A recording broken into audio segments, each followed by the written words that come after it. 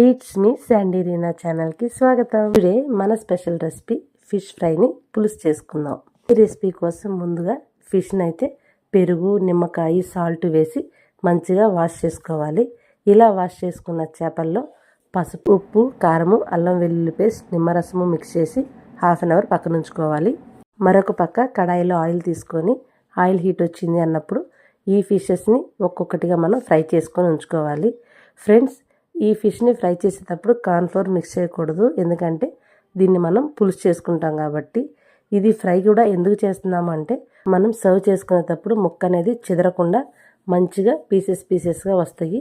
Taste కూడా చాలా చాలా బాగుంటుంది. ఫిష్ వేయించుకున్న ఆయిల్లోనే కొంచెం ఆయిల్ తీసుకొని కొంచెం ఇంగువ, కొన్ని మెంతులు, కొన్ని కరివేపాకు రెమ్మలు, కొన్ని పచ్చిమిర్చి, 2 టేబుల్ స్పూన్ అల్లం వెల్లుల్లి పేస్ట్, సన్నగా తరుక్కున్న ఆనియన్స్, కొంచెం పసుపు, కొంచెం ఉప్పు వేసి వీటిని 1 మినిట్ మగ్గనివ్వాలి.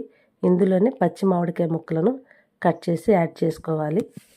2 టేబుల్ స్పూన్ కారం యాడ్ చేస్తున్నాను. చేపల కూర కాబట్టి కొంచెం ఎక్కువ ఉండొచ్చు. ఇందులోనే టమాటాలను, ఒక 1/2 కేజీ టమాటాలను మిక్సీ పట్టి యాడ్ చేస్తున్నాను.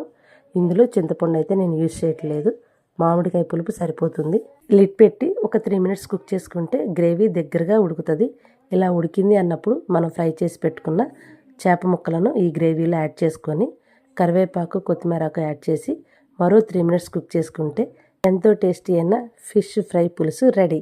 ఫ్రెండ్స్, ఎప్పుడూ ఫిష్ కర్రీ ఒకలా కాకుండా ఇలా డిఫరెంట్గా చేసుకొని తినండి. టేస్ట్ అయితే సూపర్గా ఉంటుంది. మరిన్ని వీడియోస్ కోసం నా ఛానల్ని సబ్స్క్రైబ్ చేయండి. ఇట్లు మీ సంధ్య.